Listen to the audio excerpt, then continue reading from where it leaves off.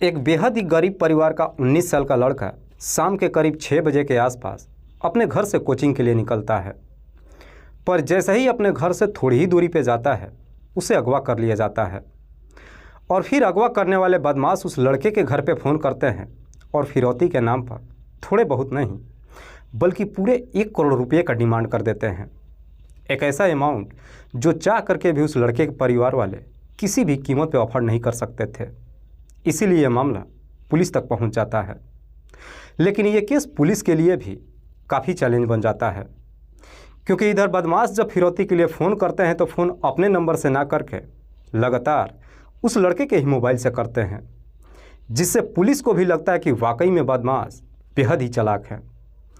इसीलिए पुलिस काफ़ी सूझबूझ से अपने कदम को आगे बढ़ाती है और मात्र 2 सप्ताह के अंदर ही इस केस का खुलासा कर देती है। लेकिन पुलिस जब अपराधियों को पकड़कर सामने लेकर के आती है, लोग जब उन्हें देखते हैं तो वाकई में उन्हें देखने के बाद हर कोई हैरान रह जाता है। आज की जो सच्ची घटना मैं आपको सुनाने वाला हूँ, दरअसल ये घटना है मध्य प्रदेश की राजधानी भोपाल शहर की। भोपाल का एक थाना पड़ता है ऐशबाग। बात कर रहा हूँ मैं 12 दिसंबर 2018 के रात्रि के करीब 8 बजे के आसपास। दरअसल इसी ऐशबाग का रहने वाला सील कुमार अपनी 24 वर्षीय बेटी रुचिका को लेकर के इसी थाने में जाता है, जहां पे उसकी मुलाकात ऐशबाग के टीआई अजय नायर से होती है। जब अजय नायर के सामने पहुंचता है, सील कुमार हाथ जोड़ करके रोने लगता है और रोते हुए अजय से कहता है कि साहब मेरी मदद कीजिए। अजय नायर जब सील कुमार को रोते हुए देखते हैं, पहले आराम से बिठाते हैं और फिर उससे तसल्ली से पूछताछ करते हैं। सील कुमार कहता है कि साहब मेरा एक बेटा है जिसका नाम है आयुष, जिसकी उम्र है मात्र 19 साल। शाम के करीब 6 बजे के आसपास जब अपने कोचिंग के लिए गया, ठीक 1 घंटे बाद उसी के मोबाइल से किसी ने मेरे नंबर पर फ़ोन किया और फ़ोन करने वाले ने बताया कि तुम्हारा बेटा हमारे कब्ज़े में है, अगर तुम्हें सही सलामत चाहिए 1 करोड़ रुपये का इंतज़ाम कर दो। साहब मैं बेहद ही गरीब परिवार से हूँ, मैं 1 करोड़ रुपये का इंतज़ाम भी नहीं कर सकता हूँ और मेरा एक ही बेटा है, बस कैसे भी करके आप उसे बचा लीजिए। सील कुमार जब ये सारी बातें अजय नायर से बताता है, अजय नायर मुकदमा तो दर्ज करते हैं, साथ ही साथ आयुष के नंबर पे भी फ़ोन करते हैं, लेकिन उसका नंबर स्विच ऑफ बताता है। अजय नायर अब आयुष कुमार के बारे में जानने से पहले सील कुमार से उसके परिवार के बारे में पूछताछ करते हैं। लेकिन सील कुमार जब अपने परिवार की पूरी कहानी बताता है तो वाकई में इसे सुनने के बाद खुद अजय नायर के भी अपने गले नहीं उतरती है। सील कुमार कहता है कि साहब मैं एक ड्राइवर हूँ, थोड़े बहुत पैसे कमाता हूँ और बड़ी मुश्किल से अपने परिवार के साथ गुजारा करता हूँ। इसीलिए मेरी बेटी रुचिका भी एक बीमा कंपनी में काम करती है, जहाँ पे उसे मात्र 14,000 की तनख्वाह मिलती है। सील कुमार जब अपने पूरे हालात के बारे में बताता है, इसे सुनने के बाद खुद अजय नायर भी सोच में पड़ जाते हैं कि बदमाश ऐसे परिवार के लड़के का अपहरण क्यों करेंगे। बावजूद इसके अजय नायर मुकदमा दर्ज ही नहीं करते हैं, बल्कि सील कुमार और उसकी बेटी रुचिका को आश्वासन देते हुए घर भेज देते हैं कि हम कैसे भी करके आयुष को जल्द से जल्द ढूंढ निकालेंगे। उसके बाद से पुलिस अब आयुष के बारे में पता लगाने के लिए सबसे पहले उसके मोबाइल का लोकेशन निकालती है। उस वक्त आयुष का मोबाइल भले ही बंद था, लेकिन उसका लोकेशन बिना शहर का दिखाई दे रहा था। उसके बाद से अब बदमाश और पुलिस के बीच में आंख मिचौली का खेल शुरू होता है। इधर पुलिस लाख कोशिश करती है, लेकिन चाह करके भी बदमाशों को ढूंढ नहीं पाती है। लगभग 12 दिन का समय गुजरता है। इन 12 दिनों में आयुष के ही नंबर से बदमाश कई बार उसके पिता के नंबर पर फ़ोन करते हैं और बातचीत करने के बाद तुरंत ही मोबाइल ऑफ कर देते हैं। इधर 12 दिन तक आयुष जब अपने घर पे नहीं पहुंचता है, उसके पूरे घर के परिवार का रो रो करके बुरा हाल हो जाता है। तभी 12 दिन बाद 24 दिसंबर को फिर से सील कुमार के नंबर पर उसके बेटे के नंबर से फ़ोन आता है और फ़ोन करने वाला व्यक्ति कहता है कि अगर वाकई में तुम्हें अपना बेटा सही सलामत चाहिए तो कल 25 दिसंबर को ठीक 2 बजे के आसपास सीहोर के क्रिसेन वाटर पार्क में पहुंच जाना। जब इस तरह की बातें कहता है, सील कुमार तुरंत ये सारी बातें जाकर अजय नायर से बताता है। अजय नायर भी जब सुनते हैं काफ़ी सोच में पड़ जाते हैं, क्योंकि अगले दिन 25 दिसंबर को ही मध्य प्रदेश में नई सरकार बनने वाली थी। सारे पुलिसकर्मी को अपना अपना काम मिल चुका था। अजय नायर भी सोच में पड़ जाते हैं कि आखिरकार बदमाशों ने इसी तारीख को ही क्यों चुना है। बावजूद इसके अजय नायर सील कुमार को समझाते हुए कहते हैं कि कल दोपहर के वक्त तुम पैसे लेकर उस पार्क में पहुंचना, हमारे कुछ आदमी भी सिविल ड्रेस में वहाँ पहुंच जाएंगे। तुम्हें घबराने की कोई ज़रूरत नहीं है, तुम्हारा बेटा सही सलामत आ जाएगा। अगले दिन 25 दिसंबर को 2 बजे से पहले ही सील कुमार बैग में पैसा लेकर उस पार्क में पहुंच जाता है। इधर पुलिस भी सिविल ड्रेस में आसपास में वहीं पे खड़े होकर के इंतज़ार करने लगती है। दोपहर से शाम हो जाता है, लेकिन कोई भी वहाँ पैसा लेने के लिए पहुँचता ही नहीं है। इसीलिए सील कुमार वापस घर चला आता है। लेकिन सील कुमार जैसे ही शाम के वक्त अपने घर पे आता है, फिर से उसके बेटे के नंबर से फ़ोन आता है और फ़ोन करने वाला सील कुमार को धमकी देते हुए कहता है कि क्या तुम्हारा बेटा सही सलामत नहीं चाहिए? तुम जब वहाँ पर आए थे तो अपने साथ सिविल ड्रेस में पुलिस लेकर के क्यों आए थे?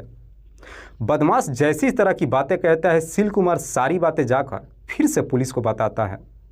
लेकिन ये सारी बातें जब अजय नायर को बताता है, अजय नायर भी सोच में पड़ जाता है कि आखिरकार ये सारी बातें बदमाशों तक पहुंचा कौन रहा है। इसीलिए अजय नायर सील कुमार से पूछताछ करते हैं कि हमारे बीच जो भी बातें होती है, ये बातें हम लोगों के अलावा और कौन कौन जानता है?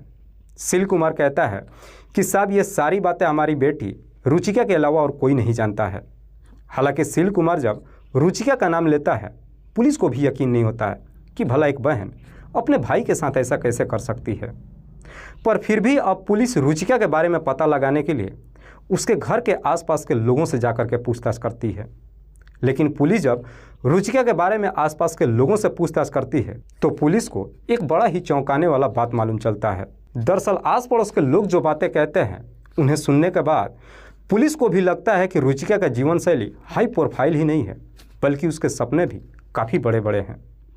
इसीलिए पुलिस अब रुचिका के मोबाइल नंबर का कॉल डिटेल्स निकालती है। पुलिस जब डिटेल्स को चेक करती है तो मालूम चलता है कि रुचिका एक नंबर पर पिछले कई महीनों से लगातार बातचीत करते आ रही थी।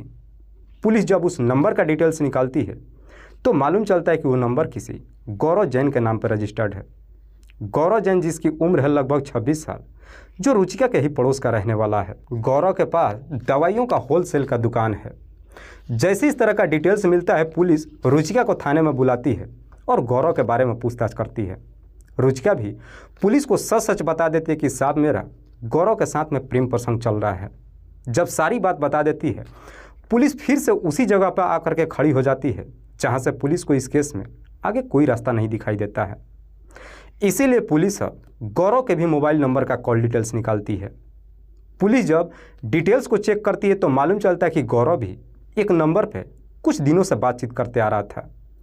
पुलिस को उस नंबर पर सिर्फ इसलिए शक जाता है क्योंकि इधर बदमाश जब आयुष के नंबर से उसके पिता के नंबर पर बातचीत करते थे, ठीक उसके थोड़ी देर के बाद रुचिका गौरव के नंबर पर बातचीत करती थी और गौरव उसके बाद दूसरे वाले नंबर पर बातचीत करता था। ये सारी डिटेल्स अध्ययन करने के बाद पुलिस को लगता है कि ये इत्तेफाक नहीं हो सकता है।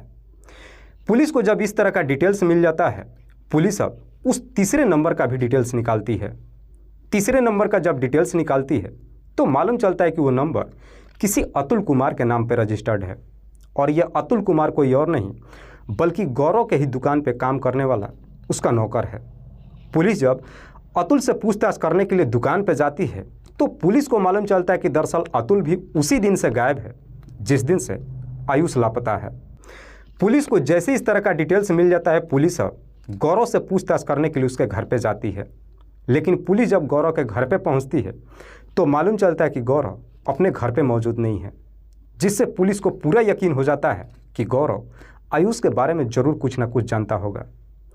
इसीलिए पुलिस अब गौरव के बारे में पता लगाने के लिए उसका मोबाइल का लोकेशन जांच करती है। उस वक्त गौरव का लोकेशन आगरा शहर का दिखाई देता है। इससे पहले कि पुलिस आगरा शहर में जाती, थोड़ी देर में गौरव का लोकेशन आगरा से चलकर भोपाल शहर के तरफ आते हुए दिखाई देने लगता है। दरअसल उस वक्त गौरव आगरा से ट्रेन पकड़कर भोपाल के लिए रवाना होता है। लेकिन गौरव जैसे ही भोपाल के रेलवे स्टेशन पर पहुंचता है, इधर पुलिस जाकर रेलवे स्टेशन से ही गौरव को अपने कस्टडी में ले लेती है और फिर लेकर थाने में पहुंच जाती है। और फिर पुलिस सबसे पहले गौरव से आयुष के बारे में पूछताछ करती है। चूँकि गौरव भी आदतन अपराधी नहीं था, बड़ी आसानी से अपनी सच्चाई कबूल कर लेता है। लेकिन गौरव जब इसकी पूरी कहानी बताता है तो वाकई में इसे सुनने के बाद किसी को भी अपने कानों पर यकीन ही नहीं होता है। दरअसल इस कहानी की शुरुआत होती है घटना से ठीक लगभग 3 साल पहले, जब गौरव और रुचिका के बीच में प्रेम प्रसंग शुरू होता है। हालांकि रुचिका के घर की माली हालत कुछ ज़्यादा ठीक नहीं होती है, इसीलिए रुचिका खुद अपनी पढ़ाई कंप्लीट करने के बाद एक बीमा कंपनी में नौकरी करने लगती है। इधर रुचिका और गौरव के बीच में जब प्रेम प्रसंग शुरू होता है, गौरव भी रुचिका की तमाम ख्वाहिशों को पूरा करने लगता है, साथ ही साथ उसके घर के भी खर्च उठाने लगता है।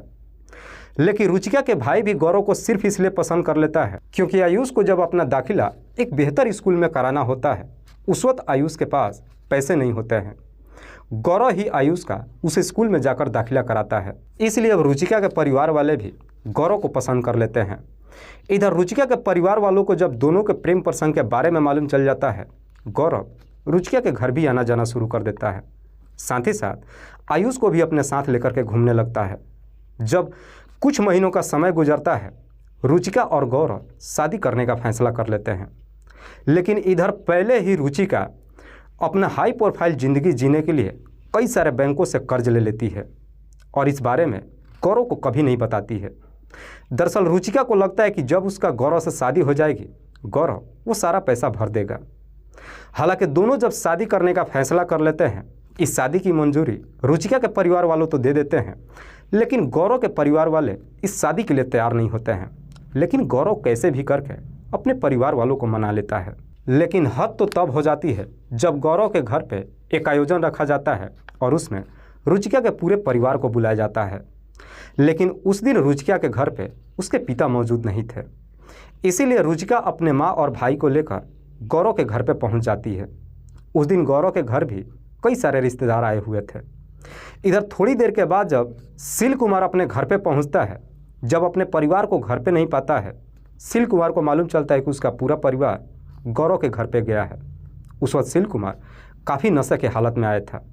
उसी नशे के हालत में गौरव के घर पे जाता है और जाकर के उसके रिश्तेदारों के सामने ही तरह तरह की गालियाँ देने लगता है, साथ ही साथ अपनी बेटी और गौरव के प्रेम प्रसंग के बारे में भी अनाप शनाप बातें करने लगता है, जिसे सुन करके गौरव के परिवार वाले काफ़ी गुस्से में आ जाते हैं।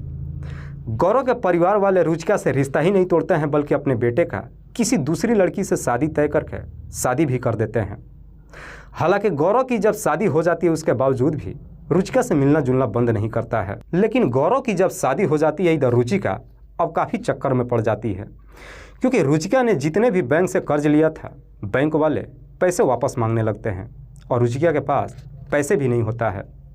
इसीलिए रुचिका अब ये सारी बातें गौरव से बता देती है। रुचिका को लगता है कि शायद गौरव पैसा पे कर देगा। हालांकि गौरव पैसा पे करना चाहता तो था, लेकिन गौरव के पास भी उतना पैसा नहीं था जो रुचिका के सारे कर्ज वापस कर सके। इसलिए रुचिका अब अपने पिता से जाकर के बात करती है। सील कुमार जो मूल रूप से जबलपुर का रहने वाला है, जिसका जबलपुर में कुछ अपनी ज़मीनें भी हैं। रुचिका अपने पिता से कहती है कि जबलपुर की सारी ज़मीनें बेच दो, जिससे मेरा कर्जा वापस हो जाएगा। लेकिन सील कुमार उस ज़मीन को बेचने के लिए तैयार ही नहीं होता है। अब रुचिका के सामने कोई रास्ता नज़र नहीं आता है, इसलिए रुचिका, गौरव और उसका भाई आयुष तीनों एक दिन एक साथ बैठकर इस मसले पर बातचीत करते हैं। इसलिए आयुष अब दोनों को समझाते हुए कहता है कि क्यों ना तुम दोनों कुछ दिनों के लिए कहीं पे गायब हो जाओ। मैं पापा को जाके समझा दूंगा कि दीदी का अपहरण हो गया है, उधर से बदले में तुम लोग पापा से 1 करोड़ रुपये का डिमांड करना। मैं पापा के ऊपर दबाव दूंगा कि वो ज़मीन बेच करके तुम लोगों को पैसे दे दे। जैसे ही पैसे मिल जाएगा, हमारी ज़िंदगी संवर जाएगी। आयुष जब ये सुझाव दोनों को देता है, गौरव उसे समझाते हुए कहता है कि अगर हम दोनों कहीं गायब हो जाते हैं तो कहीं ना कहीं तुम्हारे पापा को शक हो जाएगा कि मैं ही तुम्हारी दीदी को कहीं ले करके भाग गया हूँ, इसलिए ये नहीं हो सकता है। इसीलिए अब गौरव खुद आयुष को समझाते हुए कहता है कि क्यों ना तुम ही कहीं गायब हो जाओ।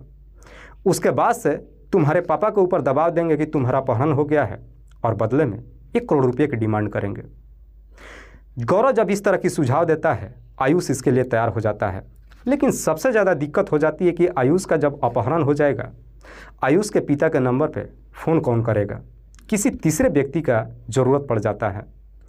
इसलिए गौरव अब अपने इस षड्यंत्र में अपने ही दुकान पे काम करने वाला अतुल को शामिल कर लेता है। हालांकि अतुल इसके लिए जब तैयार नहीं होता है, गौरव अतुल को पैसे की लालच दे देता है। जब सारा प्लान तैयार हो जाता है, उसके बाद से 12 दिसंबर को शाम के वक्त आयुष जब अपने घर से निकलता है, रास्ते में ही गौरव से मिलता है और लेकर के अतुल के पास चला जाता है। अतुल आयुष को लेकर के बिना शहर में जाता है और वहाँ पे एक होटल बुक कर लेता है और करीब 1 घंटे के बाद खुद अतुल ही आयुष के नंबर से उसके पिता के नंबर पे फ़ोन करता है और कहता है कि अगर तुम्हें सही सलामत तुम्हारा बेटा चाहिए तो 1 करोड़ रुपये का इंतज़ाम करो। जैसे ही फ़ोन करता है, इधर रुचिका अपने प्लान के तहत अपने पिता के ऊपर दबाव देने लगती है और रोते हुए कहती है कि कैसे भी करके मेरे भाई को वापस लाओ। अगर वो लोग 1 करोड़ रुपये मांग रहे हैं, आप जबलपुर की पैतृक ज़मीन को बेच दो और उन्हें पैसे वापस दे दो। लेकिन सील कुमार इसके लिए तैयार ही नहीं होता है। ना तो अपनी बेटी की बात मानता है और ना ही उन्हें पैसे देने के लिए तैयार होता है, बल्कि सील कुमार उसी रात को ही अपनी बेटी को लेकर थाने में जाता है और जाकर के अपहरण का मुकदमा दर्ज करा देता है। इधर जैसा ही अपहरण का मुकदमा दर्ज हो जाता है, गौरव और रुचिका काफ़ी परेशान होते हैं। अब उन्हें पकड़े जाने का डर सताने लगता है। इसीलिए अतुल आयुष को लेकर के आगरा में चला जाता है और आगरा में ही एक किराए का कमरा लेकर रहने लगता है। बीच बीच में कई बार आयुष के पिता के नंबर पर फ़ोन करता है और उन्हें तरह तरह की धमकियां भी देता है, लेकिन सील कुमार पैसे देने के लिए तैयार ही नहीं होता है। इधर पुलिस जब इस पूरे केस की जांच पड़ताल कर लेती है और पुलिस को जब गौरव के ऊपर शक हो जाता है, पुलिस जब गौरव को गिरफ्तार करने के लिए भोपाल के रेलवे स्टेशन पर जाती है, उस वक्त गौरव के साथ अतुल और आयुष दोनों भी ट्रेन में आ रहे थे। चूँकि पुलिस का इधर केवल गौरव के ऊपर फोकस था, इसीलिए पुलिस अतुल और आयुष को नहीं देख पाती है। दरअसल अपने षड्यंत्र के तहत अतुल और आयुष को वहाँ से इंदौर जाना था, इसीलिए अतुल और आयुष वहाँ से इंदौर चले जाते हैं। वाकई में गौरव जब ये पूरी कहानी पुलिस को बताता है, पुलिस गौरव से पूछताछ करती है कि वो दोनों इंदौर में कहाँ पे ठहरे हैं, एड्रेस बताओ। गौरव जब एड्रेस बता देता है, इधर ऐशबाग की पुलिस इंदौर की पुलिस से कांटेक्ट करती है और वहाँ से अतुल और आयुष दोनों को भी लेकर के आती है। साथ ही साथ गौरव के ही तहरीर पर उसकी प्रेमिका रुचिका को भी अपने कस्टडी में लेकर आती है। पुलिस जब इन चारों आरोपियों को लेकर थाने में पहुंचती है और जब इस केस का खुलासा करती है, खास करके जब इसका असलियत आयुष के पिता को मालूम चलता है, तो खुद उन्हें भी अपने कानों पर यकीन नहीं होता है। फिलहाल पुलिस ने इन चारों आरोपियों को अपने कस्टडी में लेकर इन सब पे गंभीर धाराओं में मुकदमा दर्ज करके जेल भेज दिया है। दोस्तों, इस पूरी घटना के बारे में आप क्या सोचते हैं? आप अपनी राय हमें कमेंट बॉक्स में ज़रूर दीजिएगा। कल फिर मिलते हैं एक और नई सच्ची घटना के साथ। तब तक के लिए जय हिंद, जय भारत।